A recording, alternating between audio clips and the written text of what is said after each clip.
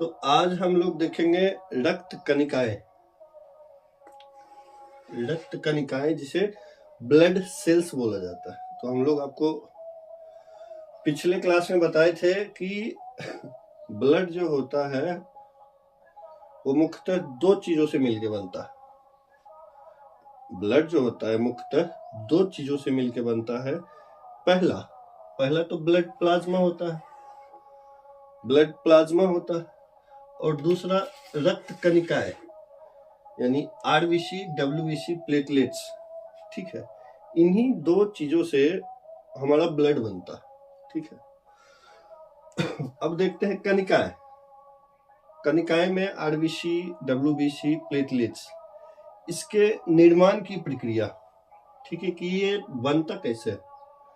तो RBC, WBC और platelets जो होता है ना, यानी ब्लड जो होता है हमारे शरीर में, ये तीनों बोन मैरो में बनता है। किसमें बनता है? बोन मैरो में।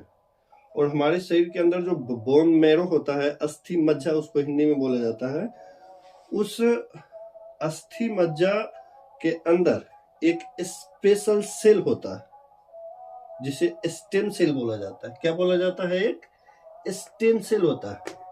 ठीक है, और वो स्टेम सेल क्या होता है, आगे चल के डिवाइड हो जाता है तो हेमेटोपोइसिस स्टेम सेल बनता है।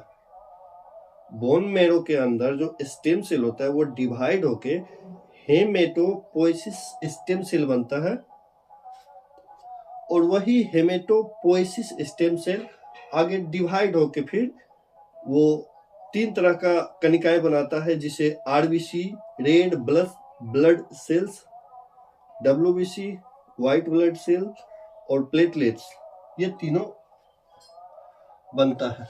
ठीक है, तो आज के वीडियो में हम मुख्यतः आरबीसी को देखेंगे। ठीक है, तीनों का अलग अलग पार्ट देख लेंगे। प्लाज्मा देख लिए हम, अब आज हम लोग मेनली आरबीसी को देखेंगे, लाल रक्त कणिकाएं, रेड ब्लड सेल्स। ठीक है,